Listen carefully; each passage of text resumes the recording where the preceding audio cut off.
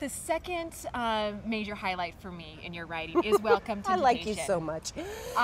This book is for me one of the contemporaries that really kind of set the bar for what we're reading today. I loved that book. She said modestly. She said modestly. Why is it one of? I know why it's one of my favorites. Why is it one of your favorites? It was a book where I could break a lot of rules. I have a fabulous editor. Jennifer Enderlin at St. Martin's Press is a goddess. And I'd say, okay, I'm going to write a book about a woman who's making pornography. And she'd go, because, you know, pornography is not really a feminist. And I said, no, it's going to be a feminist statement. It's going to be about, I thought it was going to be about female sexuality. And it turned out to be about mothers. Who knew? But I said, you know, she's going to making a pornographic movie. It's going to be this. And she said, fine, go for it. So I could try all these things, and I love the idea of Sophie as the ultimate outsider. She was never going to get into that community, and then Finn is the ultimate insider, and he couldn't get out if he wanted to. And he couldn't wait to get out, and he was never going to escape. And how they negotiated, and how as a born politician, he was really just as much of a con man as she was. So there was so much they had in common, even though they seemed like opposites. And then there was the pool table, because I took pool lessons to do that. So I had this whole pool thing going, and it just, everything came together. I loved that book. I did too. I have to ask, Davy got his story, but Amy never got hers. Well, Davy wasn't even supposed to be in the book. Sometimes when you're writing, things just pop up. And I was writing the two sisters, they're driving along, and Sophie's complaining because she doesn't want to go to Temptation.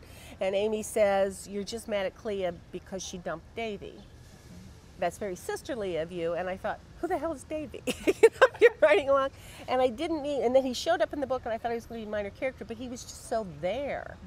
And I did something I've never had, and somebody else ended the book, because he was the one who ended that book instead of Sophie, which was really different. And he was kind of at the back of my mind, and then one day he just popped up again, because I write about women. I just, you know, fabulous hero, but I was never going to do a Davy book. And it is Tilda's book. Faking It is Tilda's book. And Amy already had her story. You know that she was going to go to LA with Wes, turn around, come right back, and that he was going to have to take care of her for the rest of his life, which he was going to be thrilled about doing. That, you know, he essentially moved into Davy's position with her, and Davy was so grateful.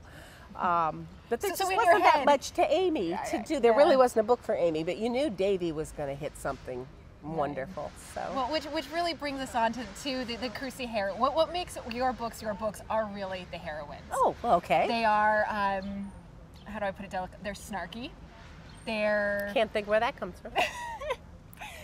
And they're real. They have quirks, and they have weirdness, and they're neurotic, and they can be angry, but they can also be so caring and sweet and take care of people they love. They're kind of like real women, I always think. Especially since they don't wear size extra small. I always thought that was important. I was going to say that, which brings us to another highlight for a lot of women I know. Bet Me is something close to a lot of women's heart, because the heroine that they see there, this plus size heroine who doesn't care. Right. You know, it's her mom, it bothers her mom, and her sister talks about, everybody talks about, and she just doesn't care. Well, it helps that she's in her 30s. She cared in her 20s. She got to her 30s and thought, you know, life is too short. You know, this is their problem. So, and moved on.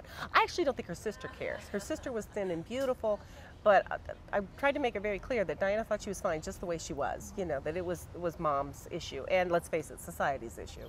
You know, so what does the heroine do, or the hero do? He brings her ice cream. He feeds her, right. Well, he's no dummy. And he really did love her the way she was. You know, she was round and fun, and I have a theory a lot of guys really would rather have round and fun than intense. So. Let's hope so. Yes. So, no, that was just the way she turned out to be. A lot of times your heroine just shows up, you know, and she's the way she's supposed to be, and you accept her and let her do her thing. So that was, Men was fun. Men was fun. She had major hang-ups, but they weren't about her weight. Yeah. And it seems to me like family plays a huge part. Speaking of Min's mother issues. Yeah. Community, really, more than family. But family's the kind of community that I did. That they usually start out pretty much alone and then build a community around them, which wasn't a plan. It was just like after 20 books, I looked at them and went, community, who knew? You know, and kept. But it is important that at the end it's kind of like Cheers, you know, you want a place where everybody knows your name.